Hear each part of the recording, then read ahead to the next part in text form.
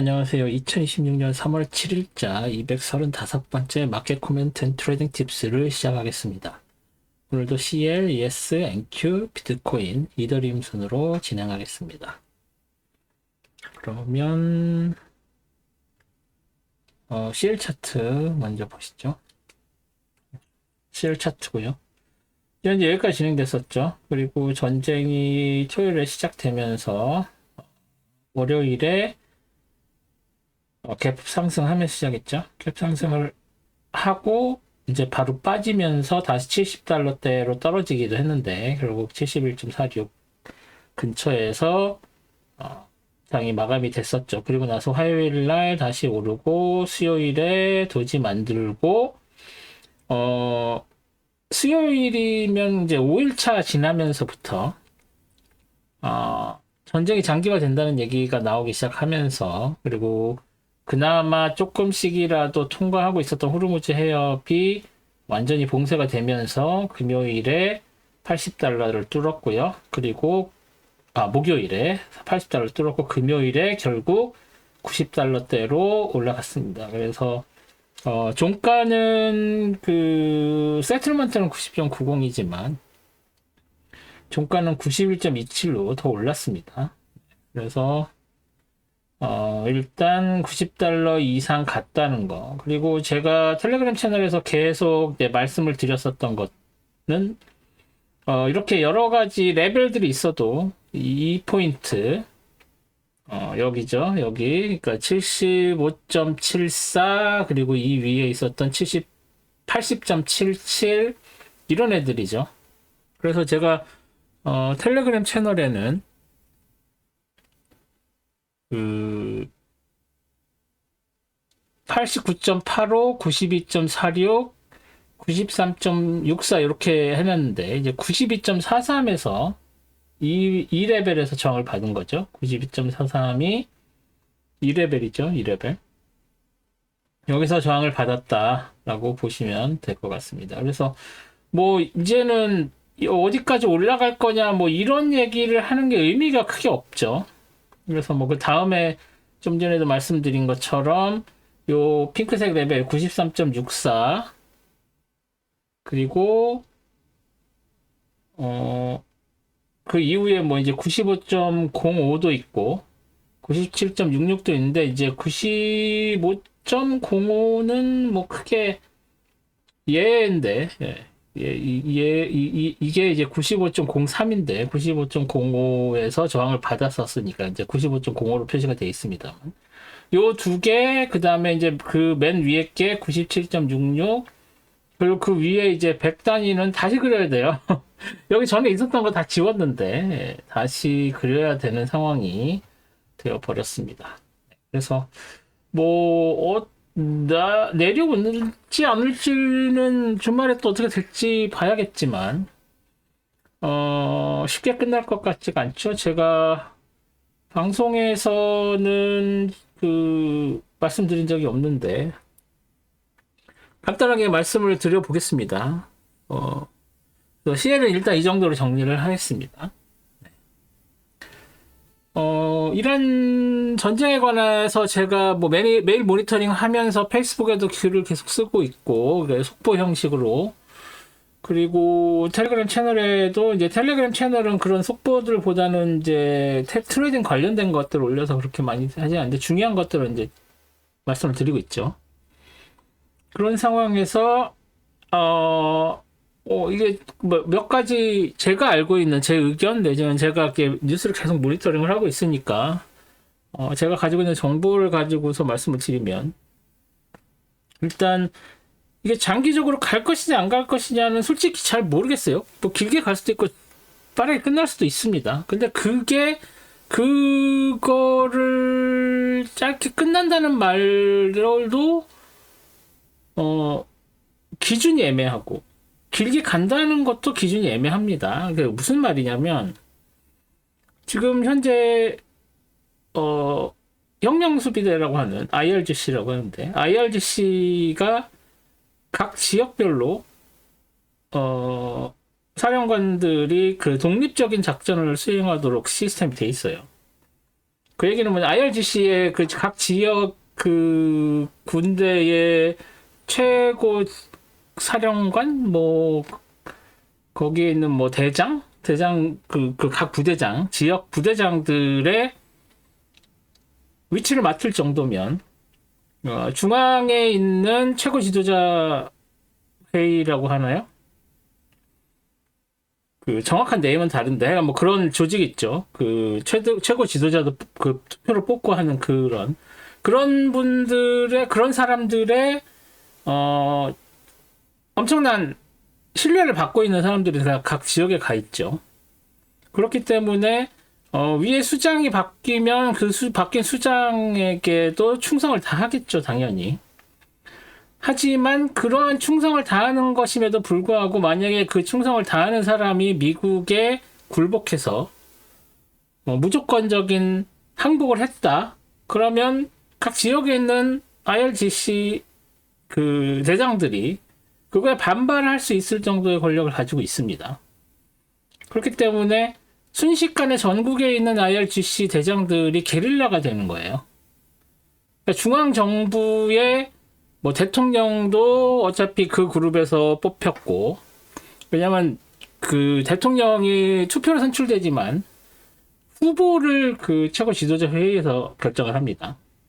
그래서 여러 그 후보들 중에 국민이 투표로 선출하게 되어 있는 그런 시스템이에요. 그렇기 때문에 기본적으로 대통령도 그 최고 지도자 회의에 결정으로 된 거라고 할 수 있죠. 그렇기 때문에 뭐 그 다음에 뭐 만약에 대통령이 죽고 뭐 외교부 장관이 그 대통령의 임시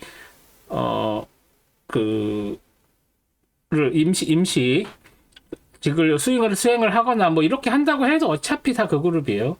그렇기 때문에 그러한 그 현재 정권 체계에 있는 종교 그룹들을 제거를 한다고 해도 소용이 없습니다. 계속 그 다음 사람 이렇게 되는 거예요. 일단 그거를 얼마나 그 미국 정부 관계자들 알고 있는지, 그리고 그게 설명이 되어 있는지는 잘 모르겠지만, 그 이란은 현재 그런 시스템으로 돌아가고 있고, 무조건 항복을 한다고 해도 그게 실행되기가 어렵고, 그런 상황이기 때문에 전쟁이 끝났다, 미군이 승리를 했다라는 게 기준이 뭔지를 모르겠어요. 그래서 그 기준이 뭐냐면, 정권이 교체되는 거? 무조건 항복한 거? 무조건 항복을 해도 지역에 있는 군인들은, 그러니까 군인도 있지만 그 IRGC는 군인하고 또 다르게 개별적인 독립 군대 같은 거예요. 뭐 옛날에 그 나치의 SS 친위대 같은 건데 규모가 군대보다 뭐 조금 작던가. 근데 뭐 그 장비 이런 거는 그 정규군보다 더 좋은 걸로 알려져 있는데 뭐 그런 상황입니다. 그렇기 때문에 시민들이 봉기를 한다고 해도 걔네들한테 다 죽어요. 시민들이 봉기를 하지, 그러니까 그 전쟁이 났다고 그래서 그 뭐 하메네이가 죽었다고 해서 사람들이 쉽게 거리에 뛰쳐나와서 반정권 투쟁을 할 수가 없는 상황이죠. 그때는 그냥 평시니까는 시위를 하고 경찰이 막을 때, 지금은 전시잖아요. 그런 반정부 시위가 되면은 각 지역에 있는 IRGC들이 다 총 들고 쏘아서 죽입니다. 반란군이잖아요.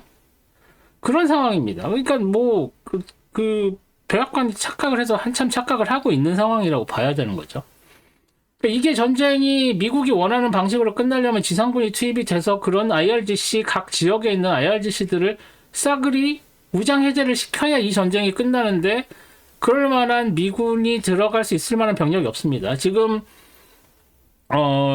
그 준비하고 있는 미군 병력들조차도 10,000명이 안 되는 걸로 알고 있어요. 뭐 8,000명 이런 수준으로 싸그리 긁어 모아도 그 정도입니다. 그리고 뭐 공수부대 이렇게 들어가야 되잖아요. 거기에 배로 들어가서 상륙 작전을 할 수도 없는 거고, 뭐 그 시리아 국경이나 이라크 국경 통해서 들어간다고 해도 그건 그거대로 다 노출되고 마찬가지. 그래서 뭐 대안이라고 내놓은 게 쿠르드족에다가 무기 줘서 거기서 한다고 하는데, 그쪽 지역 뭐 조금 쿠르드족 입장에서는 그 이란에 있었던 거기에 자치구 정도 자기네들이 하는 거 정도 뭐 그 정도예요. 그러니까 아무리 이리저리 머리를 굴려봐도 지금 현재 이란에게 승리를 선언할 수 있을 만한 방법이 없습니다. 그래서 지금 무조건적인 항복 얘기가 나온 이유는 무조건적인 항복을 한다라고 어떤 한 그룹에서라도 아니면 지금 새로 선출된 그 최고 지도자가 항복을 선언을 하면 그래 너 그냥 항복했으니까 이제 나 폭격 그만할게 하고서 딱 끝나고 거기서 끝 하고 나오는 방법이에요. 그게 2025년에 했었던 작년에 했었던 거랑 거의 똑같은 결과밖에 안 되는 건데 그렇게 되면 그냥 이겼어 우리 이겼어 항복 받았어 끝 하고 나오고 그 다음에 IRGC가 저항하고 이러는 거는 그냥 그건 내부 문제야 이렇게 하고 끝나는 게 어떻게 보면 미국 입장에서는 최선의 시나리오입니다. 그런데 이제 그 무조건 항복을 안 해주겠죠. 이란이 할 이유가 없잖아요. 지금 무조건 항복을 하나? 무조건 항복을 안 하나? 무조건 항복을 하면은 오히려 미군 기지를 에다가 때리는 미사일 공격을 못 해요. 무조건 항복한 나라의 군대가 어떻게 미사일을 상대방에게 쏘겠어요. 그래서 길게 간다는 얘기가 나오는 게 지금 이 상태가 그냥 그대로 유지되는 거예요. 민간인은 계속 폭격 맞아서 죽고 뭐 당연히 군인들도 죽겠죠. 그리고 주변에 있는 아랍국들의 지금 그 미사일을 쏴서 보내는 것 때문에 민간인들이 다치고 하는 그런 것도 계속되고 이런 상태가 그리고 호르무즈 해협 계속 봉쇄됩니다. 그게 몇 주가 갈지 길게는 몇 달이 갈지 모르는 상황인 거죠.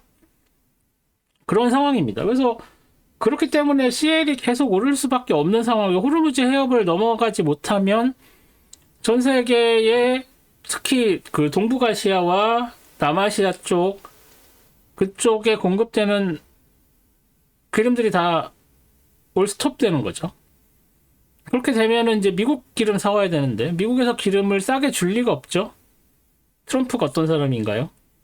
그런 걸로 자기가 일으켰다고 미안하다고 싸게 주지 않습니다. 그렇기 때문에 지금 난리가 난 상황이고 그게 해결될 가능성이 거의 없어 보인다 정도로 정리를 할 수 있을 것 같습니다. 그래서 뭐 자세한 내용은 제가 계속 페이스북에 포스팅을 하겠고 지금까지 올렸던 포스팅도 참고를 하시면 될 것 같습니다.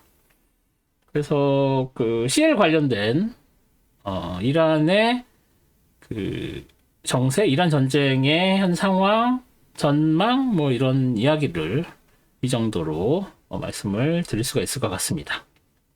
네. 그러면 다음은 ES 볼게요. 지난주 ES 핑크색 레인지 이렇게 좀 넓게 잡아놨었죠. 왜냐면 여기 중간에 걸쳐 있었으니까. 그런데 전쟁 나면서 갭 하락하면서 시작을 하고서 이 하한선까지 내려왔었죠. 그리고 다시 회복을 하면서 오히려 그 금요일 종가에 가면서 뭐 그 전쟁 영향 크게 안 받네라고 생각을 했죠. 그리고 나서 화요일도 쭉 빠졌다가 다시 회복하는 이 15분봉 보시면 재밌는 게 갭 하락하고 시작을 했죠. 그리고 나서 올라갔다가 오버나잇 세션에서 쭉 밀려 내렸습니다. 그리고 나서 다시 회복을 했고 정주장 시작하자마자 확 치고 올라가 가지고 월요일에는 쭉 치고 올라갔다가 이제 내려와서 이렇게 끝난 거예요. 그래서 그 정주장 마치는 정도랑 이게 레벨이 맞은 거죠. 다시 말해서 월요일만 해도 전쟁의 영향이 없었다라고 볼 수 있는 거죠. 하지만 이제 화요일에 또 오버나잇 세션에서 훅 빠져서 살짝 좀 튕겨서 올라갔다가 내려가서 이제 드디어 빠지나 싶었는데 또 정주장 시작하고 나자마자 다시 회복을 했어요. 그죠? 그리고 나서 상승하고 끝나고 정주장만 오픈하면 상승, 오픈하면 상승, 또 이게 중간에 빠졌다가 수요일에는 많이 빠지지 않았죠? 그리고 나서 정주장 시작하면 또 상승, 그죠? 그리고 나서 또 오버나이트 때 빠지고 아시아 세션에서 빠지고 프리마켓이죠. 프리마켓에서 빠지고 다시 상승을 했더니 목요일에서는 이제 빠지기 시작을 했었는데 그래도 다시 결국 장 막판에는 거의 비슷한 레벨로 올라왔어요. 그리고 나서 또 오버나이트 세션에서 아시아 세션에서 장 시작하기 전에는 빠졌어요. 금요일에도. 그렇지만 크게 회복을 못하고 끝나버렸습니다. 그래서 결국은 ES 월봉 보면 주봉이죠. 월봉이 아니라 주봉 보면 결국은 빠지긴 빠졌어요. 그리고 이 핑크색 레인지에 크게 레인지가 이렇게 그린 레인지가 결국은 뚫린 상태로 걸쳐 있어서 컨펌은 아닙니다. 뚫린 상태로 그래도 내려와서 끝났다. 하지만 걸쳐 있고 월화수목 다 이 밑에 이 레인지의 하한선이 지켜져 있는 상황. 그렇기 때문에 월요일에 이제 갭 하락하면서 아니면은 갭 상승하면서 되면 다시 이 레인지 안으로 들어오는 거고, 월요일에 갭 하락을 하면서 시작되면 이제 이 핑크색 레인지가 돌파되는 게 컨펌이 되면서 이제 이 밑에 있는 지지선들을 확인을 해야 되는데, 월요일에 어떻게 될 것이냐. 일단 금요일에 논팜이 나왔죠. 논팜이 굉장히 안 나왔죠. 굉장히 기대보다 나쁘게 나왔습니다. 그래서 보시면 여기 보시면 130K였던 게 55K로 떨어질 거라고 기대를 했지만 떨어진 게 마이너스가 돼버렸죠.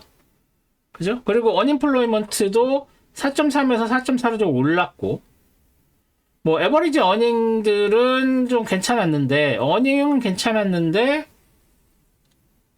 그 페이롤 자체가 훅 이렇게 밀려버리면 뭐 잘 버는 사람들은 굉장히 더 오르고 잘린 사람들 많고 그랬던 얘기가 되겠죠. 페이롤이 아니라 잘린 사람이 많았지만 잘리지 않은 사람들은 돈을 더 잘 받았다, 이렇게 해석이 되는 거죠. 그리고 프라이빗 섹터도 마찬가지였다 라는 이야기입니다. 그죠? 그렇기 때문에 논팜이 이렇게 안 좋게 나오면 전에는 이게 경기가 안 좋다, 이제 경기가 안 좋은 선행 지표니까 경기가 안 좋다 그래가지고 훅 빠져서 내려갔어야 되는데, 몇 년 전부터 인플레이션 이후로는 이렇게 경기가 안 좋은 시그널이 나오면은 기준금리 인하해 주겠네 라고 생각이 반응이 나와서 오히려 야 신난다 하고서 증시는 올랐었어요. 그런데 지금 전쟁을 하면서 경기가 나빠지는 것 플러스 경기가 나빠져서 기준금리를 낮춘다고 해도 경기가 살아난다는 보장이 없다는 얘기가 나올 수밖에 없죠. 그렇기 때문에 제가 아까도 말씀드린 것처럼 논팜은 많이 빠졌는데도 오히려 시장은 2026년 한 해 동안 기준금리 인하가 한 번 정도밖에 없을 거라는 식으로 나름 비관적인 얘기죠. 비관적으로 보고 있고, 인플레이션에 대해서 즉 유가가 너무 많이 올랐으니까 인플레이션이 잡히지 않을 거야. 그러면 기준금리가 내릴 수가 없는 상황이잖아요. 아무리 고용 지표가 안 좋아도. 그렇기 때문에 레이컷 한 번밖에 없을 거라는 얘기가 나오고 있고, 근데 금요일에 두 가지 믹스드 반대되는 시그널이 나온 거죠. 인플레이션이 확 오를 거야라는 시그널과 경기가 안 좋을 거야라는 시그널이 나왔는데, 기준금리는 경기가 안 좋으니까 내려야지 보다는 인플레이션이 더 오를 거니까 내리면 안 돼 쪽으로 치우쳤다는 이야기입니다. 결국은. 그래서 빠지기 시작했고, 그렇다는 얘기는 월요일, 화요일, 다음 주 월요일, 화요일에 더 빠질 가능성이 있다라고 보는 게 맞겠죠. 전쟁만 없었으면 다시 이제 치고 올라갔을 수 있는데, 이제 그게 아닌 거죠. 그래서 ES는 더 빠질 가능성이 좀 더 있는 상황에 이 레인지 하한선에 걸쳐 있는 상황이다 라고 정리를 할 수가 있을 것 같습니다. NQ 볼게요. 그러면 다음은 NQ인데 NQ는 뭐 마찬가지죠. 이 핑크색 레인지를 되게 좁게 잡고 있었는데, 그죠? 뭐 내려오고 뭐 올라가고 더 내려왔다가 올라가고 하는 거는, 이거는 지금 여기에 무슨 특별한 그 지지선이 없다는 얘기는 고스란히 ES가 이 장을 이끌었다고 보는 거죠. 일주일 내내. 그리고 튀어 올라가는 것도 뭐 AMD 관련해서 그 지금 그 AVGO, 그러니까 브로드컴 관련해서 그 실적 때문에 오른 뭐 그런 것도 좀 있긴 한데, 전반적으로 AI 관련주들이 뭐 새로운 계약이나 뭐 이런 계획들 발표하고 그러면서 나쁘지가 않은데도 불구하고 이 전쟁 영향으로 쭉쭉 치고 못 올라간다는 얘기죠.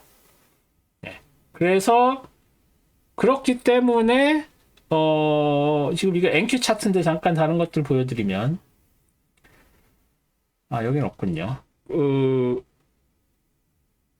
RTY 그 러셀 지수랑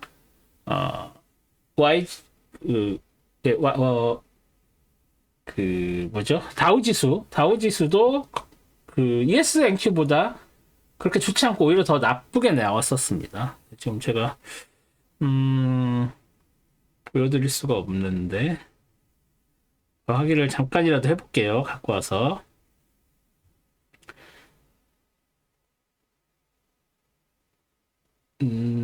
러셀 지수가 또 급하게 찾으려면 이렇게 안 보여요. 네. 그리고 YM 보시죠?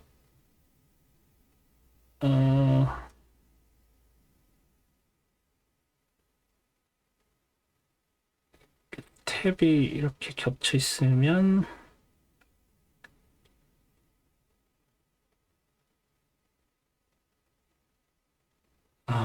탭이 돼버렸네요. 다시 갖고 와야 되겠네요. 잠시만요.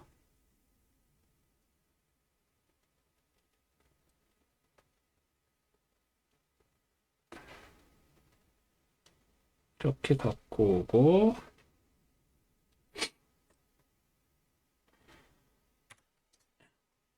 이렇게 갖고 오고,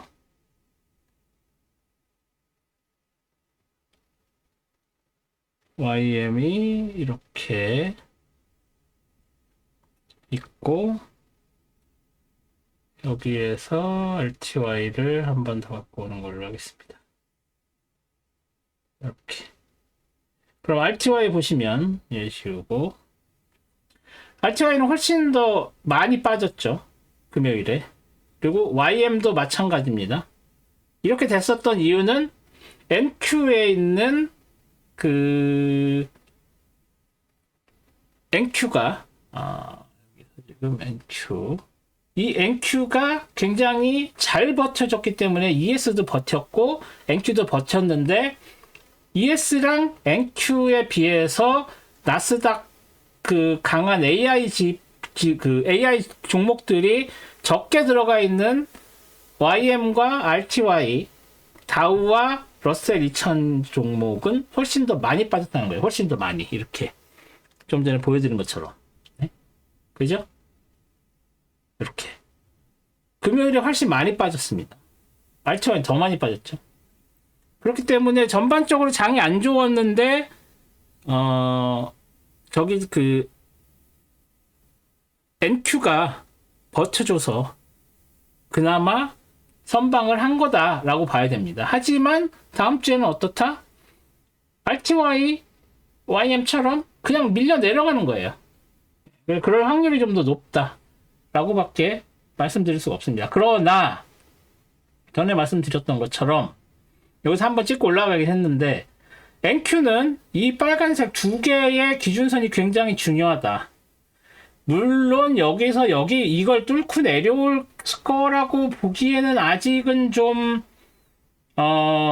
시기상조죠. 뭐 솔직히 전쟁이 빨리 끝날 수 있고 아까 말씀드린 것처럼 전쟁이 빨리 끝난다는 말에 정의가 뭔지는 나도 모르겠지만 시장이 받아들이기 전쟁 끝났어 이제 이랑 관련된 이슈는 더 이상 시장에 크게 작용 안 해라고 시장이 인식을 할 때가 빨리 올 수도 있는 거잖아요. 그렇게 돼서 다시 금방 회복할 수도 있겠지만 지금 상황 같아서는 일단 이 24158 NQ의 24158.50이 굉장히 강한 지지선이고 이게 뚫리면 얘네들 우습고 금방 27779.75까지 밀려 내려갈 가능성도 있다라고 봐야 된다는 거죠. 아까 ES는 언제죠? 11월 24일 레벨이 훨씬 아래쪽에 있었어요. 그래서 이 레벨이 뚫려도 그 여유가 좀 있었어요. 그래서 이거에 해당되는 ES의 라인은 좀 여유가 있었던 반면에 NQ는 아닙니다. 그래서 이게 뚫리면 정말 ES까지도 확 떨어질 가능성이 있습니다. 그래서 요 라인, 이 기준선 굉장히 중요하게 생각하고 트레이딩을 하셔야 될 것 같습니다. 그래서 다음 주도 그렇게 만만치 않은 주가 될 것이다. 얘도 마찬가지죠. 위클리로 봤을 때 이렇게 빠졌죠. 근데 도지 왜 ES가 위클리 봉을 보시면 왜 ES 덕분에 장이 잘 버텨졌다라고 얘기하는지가 보여요. 이렇게 도지를 만들었으니까. 뭐 전주는 그렇다 쳐도 이번 주 도지를 만들었다는 거는 이 전쟁통에 NQ가 엄청 잘 버틴 거다라고 말씀을 드릴 수가 있을 것 같습니다. 그래서 NQ는 이 정도로 정리하겠습니다. 다음 비트코인이네요. 네, 비트코인이 어떻게 보면 전쟁의 수혜를 봤죠. 지난주 토요일에 막 전쟁 시작됐는데도 크게 움직임이 없었어요. 그리고 나서 월요일에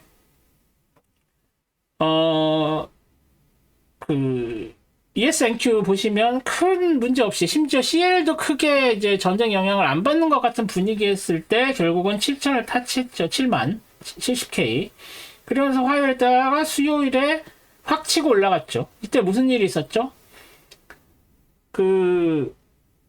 뭐 쉽게 얘기를 하자면 암호화폐에다가 이자를 주자는 법안을 빨리 통과시켜야 된다라는 코멘트를 트럼프 대통령이 했어요. 굉장히 친 크립토 커런시 관련된 이야기인데 전에도 몇 번 말씀드린 적이 있는지 모르겠지만 저는 스테이블 코인에 대해서 한국 스테이블 코인에 대해서 되게 비관적으로 생각을 하는 사람입니다. 왜냐면 이 미국 스테이블 코인 때문에 한국 스테이블 코인이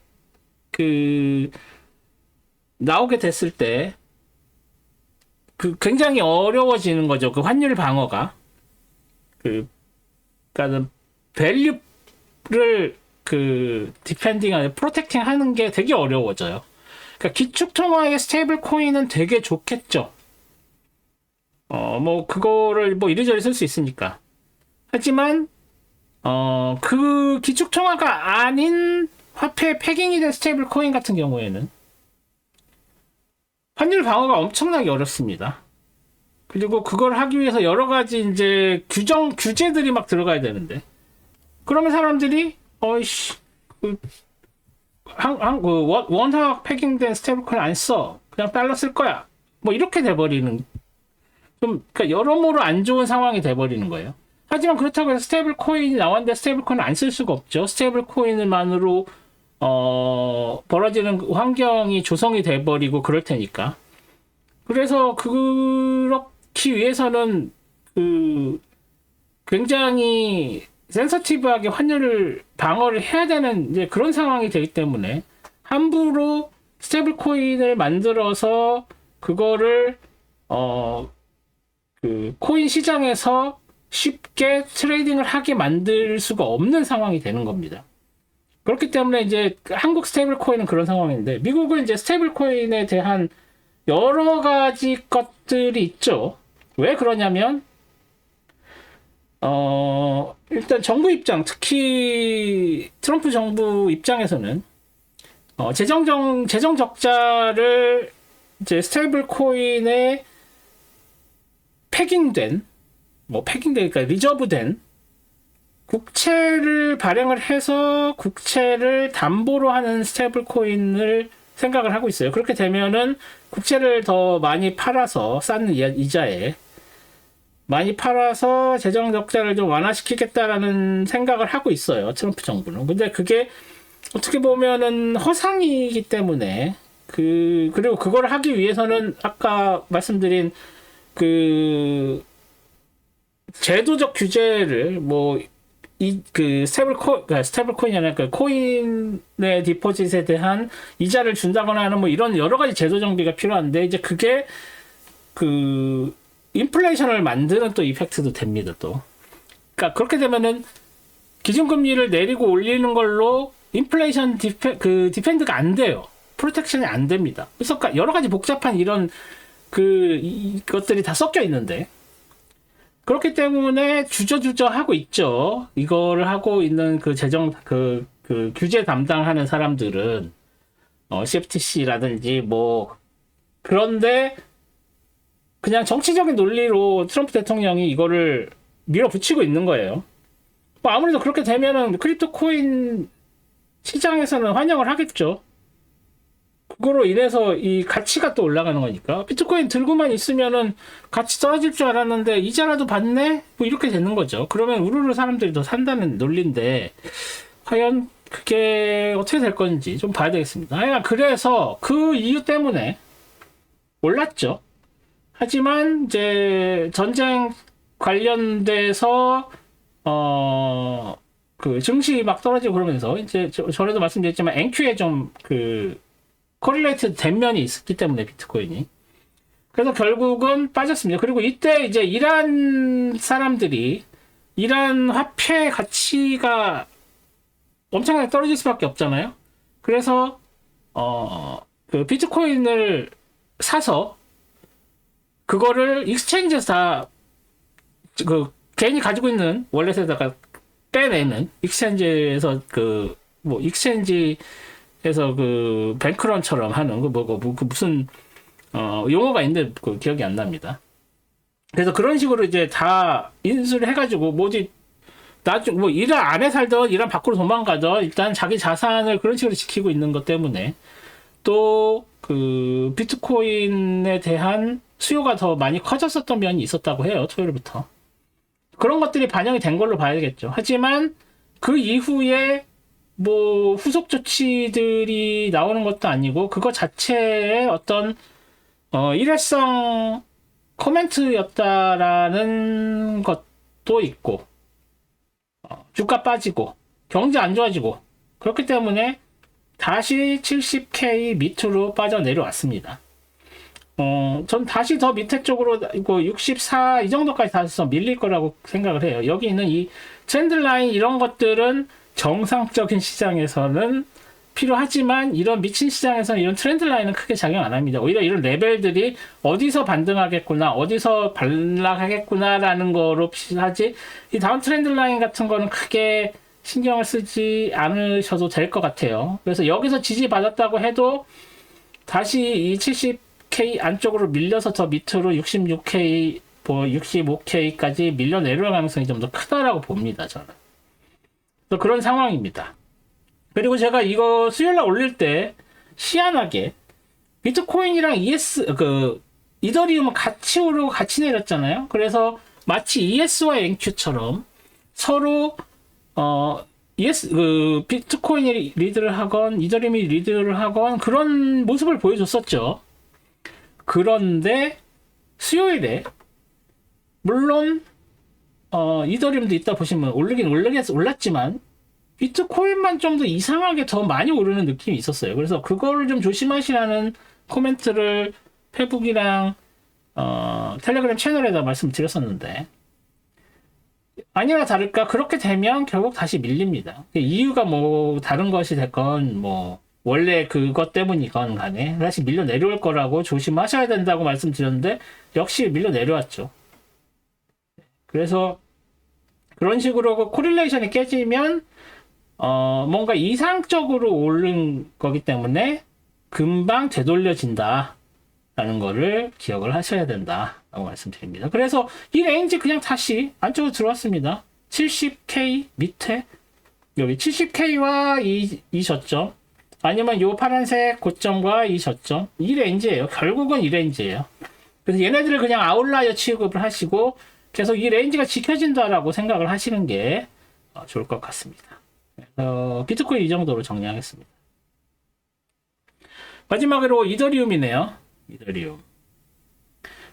뭐 저점은 신경 쓸 필요 없고, 네? 뭐 금요일, 토요일에 이렇게 해서 밀렸다가 다시 올라갔죠. 전쟁 나면서. 그리고 이렇게 올라가서 이 고점을 뚫었는데 이게 이더리움이랑 같이 그 비트코인이랑 같이 콜레이션 했으면 이 정도까지 올라왔어야 되는 거죠. 그냥 그렇지 못하고 결국은 이 레인지를 못 벗어난 거죠. 이렇게 그 수요일에 비트코인이 확 치고 올라갈 때도 이 상한선을 못 벗어났습니다. 그리고 나서 다시 밀리고 밀렸다 라고 보셔야 될 것 같습니다. 그래서 뭐 이더리움은 더 말씀드릴 게 없고 그렇습니다. 네. 그래서 전쟁 어떻게 되는지를 봐야 되는 거죠. 그래서 이더리움 이 정도로 정리하겠습니다. 뭐 전쟁 때문에 이제 보시면 뭐 굉장히 시장이 뭐 특히 오일 마켓 같은 데는 미친 듯이 올라갔죠. 뭐 $100 넘어서는 그 전쟁이 굉장히 리미티드하게 될 거라고 생각을 해서 전쟁이 나도 다시 복귀할 가능성이 크다라고 했는데 호르무즈 해협이 저런 식으로 막혀서는 뭐 그거에 대한 내용은 페이스북에도 올려놓고 텔레그램 채널에서 계속 말씀드렸습니다. 호르무즈 해협이 봉쇄만 안 되면 유가가 저렇게 오를 이유가 없어요. 그걸 이란은 노리고 있는 거긴 하죠.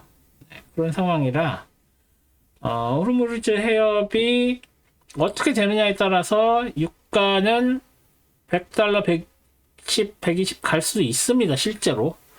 하지만 그렇게 돼서는 안 되겠죠. 어떻게 좀 잘 해결이 됐으면 좋겠고 ES랑 NQ 같은 경우에도 전쟁 관련된 리스크가 그대로 남아있고 그것 때문에 올라가는 그 오일 때문에 올라가는 인플레이션에 영향을 안 받을 수가 없어서 경기는 안 좋아지는데 기준금리를 내리지 못하면 뭐 증시는 빠질 수밖에 없다 정도로 해석을 하시면 될 것 같습니다. 뭐 그리고 크립토 커런시도 마찬가지죠.